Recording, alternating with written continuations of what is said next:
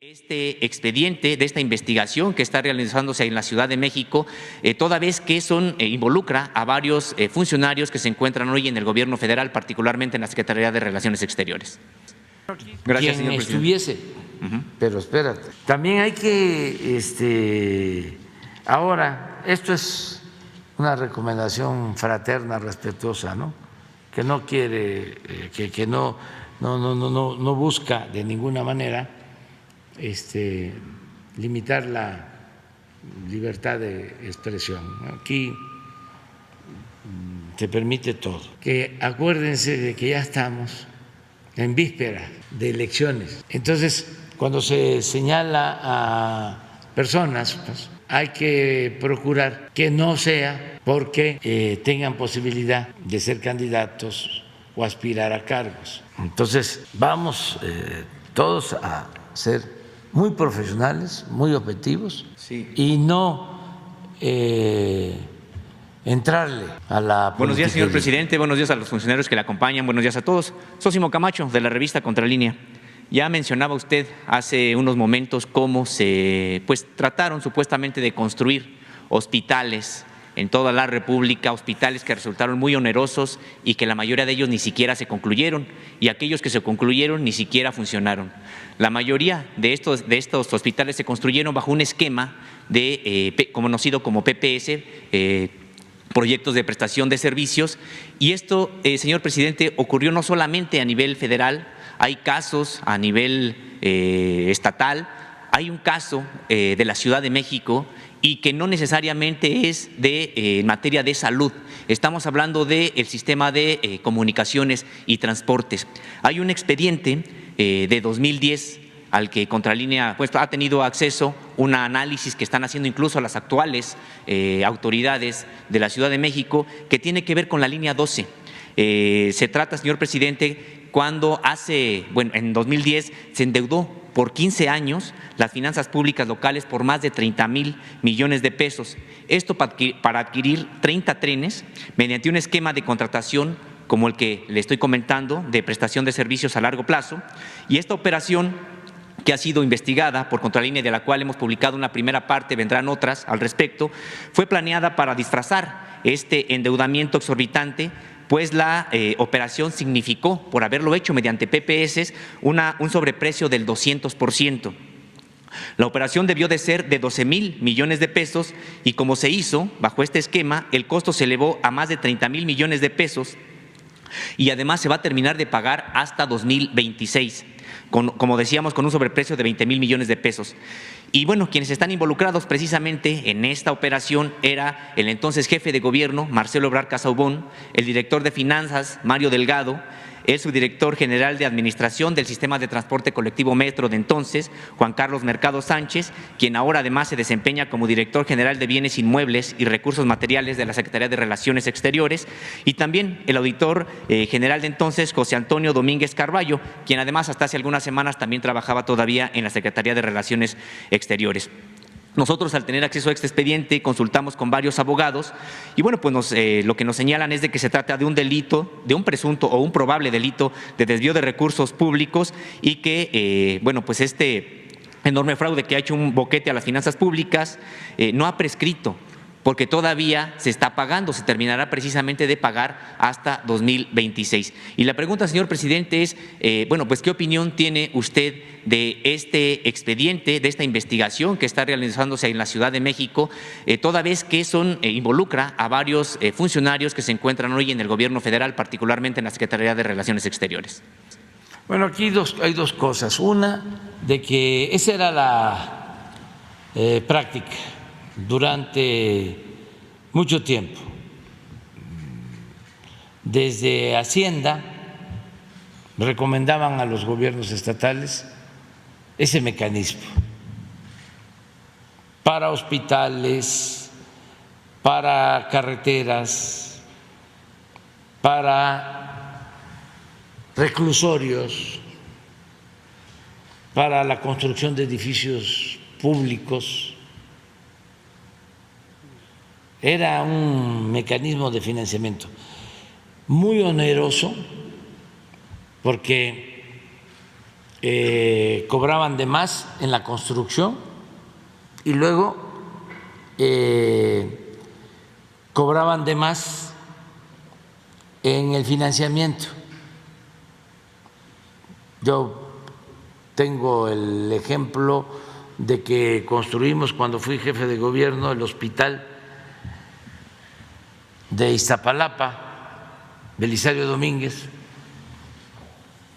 350 millones de pesos, 150 camas, financiado de manera directa, como estamos haciendo todas las obras. Algunas, aclaro, hemos tenido que renegociar contratos de estos de APP,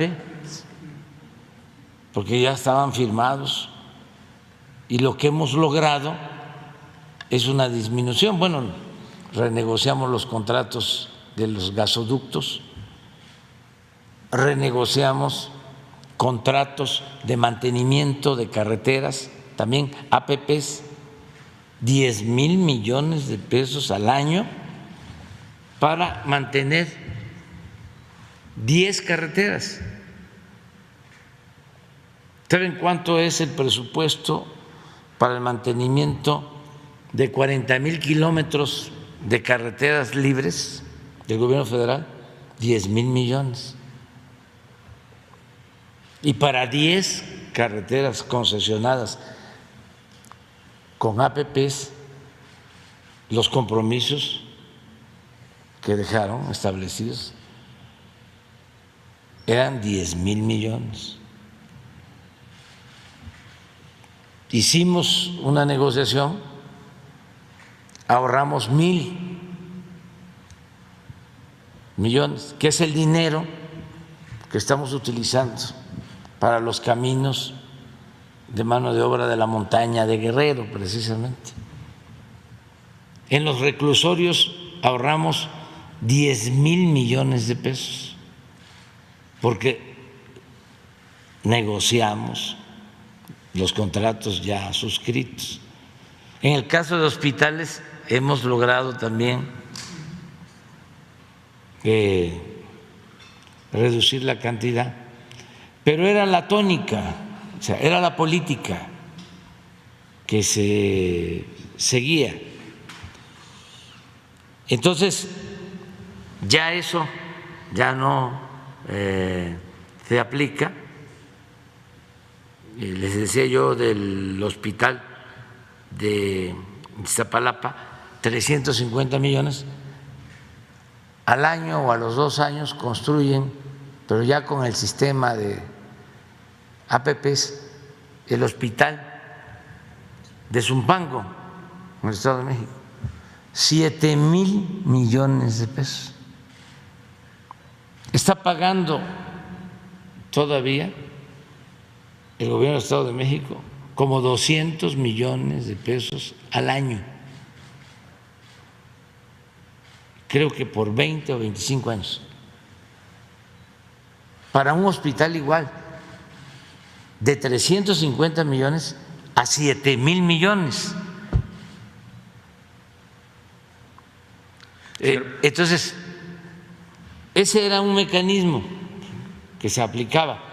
Estoy seguro que en el caso de los trenes, por lo que me estás planteando, pues Hacienda lo recomendó de esa manera y creo que la actual jefa de gobierno va a buscar una reestructuración de ese contrato.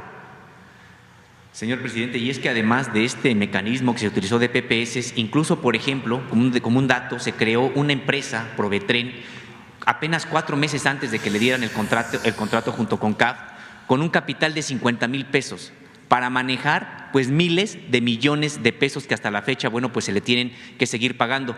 Y recordar, señor presidente, que estos funcionarios fueron investigados, fueron inhabilitados y se les encontró responsables precisamente de la comisión de estas irregularidades. Sin embargo, prescribió la irregularidad el probable delito y por lo tanto quedaron, digamos que sin sanción, no porque hubieran resultado exonerados o inocentes de la investigación que se hizo, sino porque prescribió este probable delito. Y por eso la pregunta, señor presidente, sobre si no se tendría que revisar en la propia Secretaría de Relaciones Exteriores. Es que sería en todo el gobierno, era la política que había, todos, pero no solo los altos funcionarios públicos, empezando por los presidentes, porque ni modo que el presidente no sabía. Gracias, quien señor estuviese, pero espérate, también hay que, ahora, esto es una recomendación fraterna, respetuosa, ¿no? Que no quiere, que no busca de ninguna manera limitar la libertad de expresión. Aquí se permite todo. Nada más que acuérdense de que ya estamos en víspera, un poco anticipadas, pero ya estamos en víspera de elecciones. ¿Sí? Entonces, cuando se señala a personas, pues, hay que procurar, ¿sí?, que no sea porque tengan posibilidad de ser candidatos o aspirar a cargos. Ustedes son serios en sus investigaciones, sí, pero siempre en la historia de México la sucesión presidencial levanta muchas pasiones. Los fines de sexenios, ¿cuándo se van a dar los cambios? Entonces, vamos todos a ser muy profesionales, muy objetivos, sí, y no entrarle a la politiquería. Es una recomendación respetuosa, nada más. Pero con toda la libertad que tiene.